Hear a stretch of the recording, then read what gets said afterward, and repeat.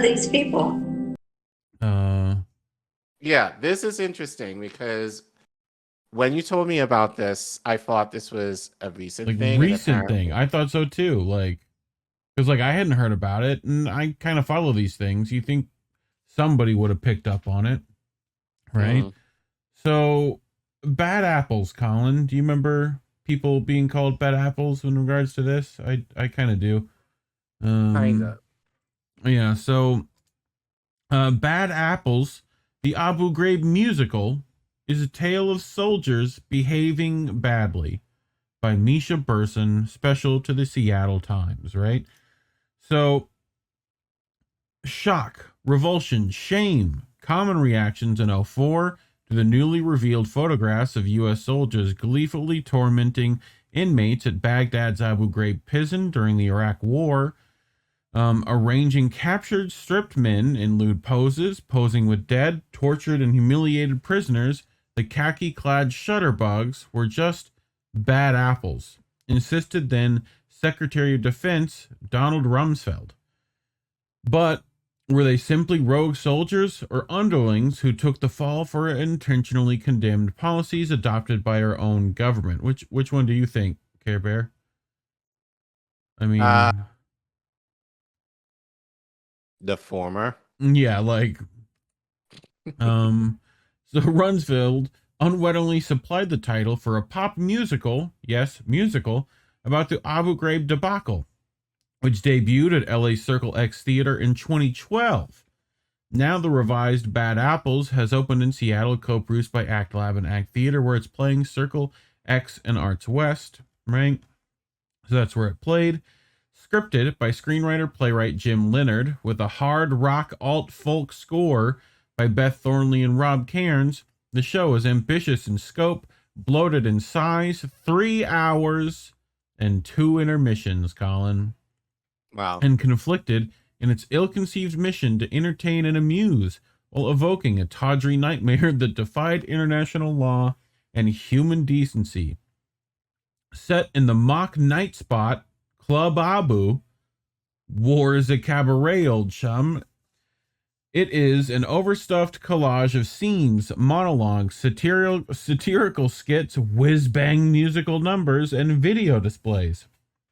Enacted by an unflagging ensemble under John Lang's direction, it offers a zigzagging, fictionalized account of several soldiers implicated in the Abu Ghraib abuse, including 3 enmeshed in an orgiastic love triangle.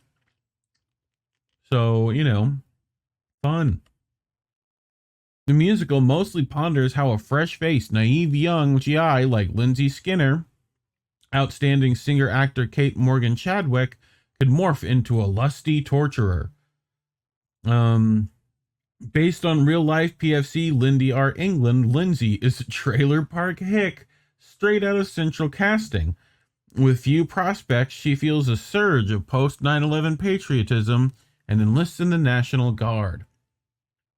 She falls for a smooth fellow soldier, Chuck. After they developed to Iraq and posted as prison guards, Chuck, a manipulative seducer-abuser with a violent past, turns Abu Ghraib into his twisted after-hours house of pain. Meanwhile, another lover joins the affair, conscience-free Lieutenant Scott. Leonard has imagined real figures and invented new ones. Curiously, Bird's Chuck, an African-American in the play, is based on a white man, Private Grainer, which inadvertently raises the racial stereotype of a black, quote, stud preying on white women. The fictional role of a repressed Bible Belt innocent in the ranks adds more caricature.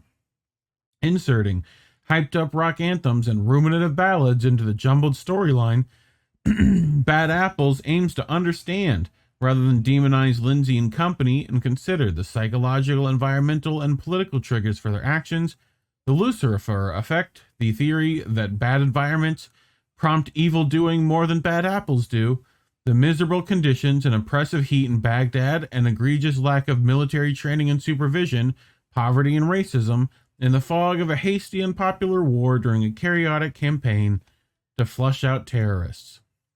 Chadwick fortifies the production with her fearless turn as a cocky yet emotionally vulnerable fool for love. But how can we excuse Lindsay's ghastly behavior? And like England, her refusal to show remorse. Though based in fact, the sexual melodrama grows tiresome. More provocatively, Bad Apples also wanders up the chain of command to spread blame to military brass. Iraq War architects Rumsfeld, Dick Cheney, George W. Bush. A 2014 bipartisan Senate report concurred that under their watch, torture was not only condoned, but encouraged. We have to thank Kiriakou for some of that. We see little simulated torture in Bad Apples, but are not spared graphic Abu Ghraib photos displayed in Jason H. Thomas's projection design on Julia Hayes Welch's multi-level set. They're hideous enough. But satirical bits like a sing-along with Cheney as a bouncing ball over the lyrics feel trivial. It's more informative segments, innocent torture victims bitterly testifying, private contractors acting coy about their jobs as hired hand interrogators, that hit harder. Most songs seem inserted rather than integral. These are polished up tempo numbers with drill team choreography by Crystal Dawn Munkers and an affecting ballad or two, The Dark Swoony Surrender. Yet often, Bad Apples bogs down in a stylistic hodgepodge and a muddled attempt to inform, titillate, empathize, and expose. So, yeah. Thoughts, Care Bear? Sounds Shakespearean in scope. I guess. It's just like, what? It just seems but like... the question is, why? Right. Like, you tried to expose stuff, but also missed like 90% of the stuff to expose by turning it into like a weird love story. It reminds me of like a John Waters situation, right? Where it's just like the trashiness of it is the shtick, right? You know, I hope, but you know, it's definitely some bad taste. I'll admit that. Like, not necessarily a good subject matter for the stage, you know? So, well, but I think that's the thing. It's like they wanted to make it be salacious as possible, but I think given the aspect of war, that I think just really heightens it as the pull for people to kind of be like, "Oh, that sounds interesting." right. I just kind of feel like, well, again, this was over a decade ago, so so times have changed, but I don't think it will work in the same way now compared to right. You know, back then. I think then we were still kind of in the, like kind of still kind of going through the Iraq. Waterboarding, the rock opera.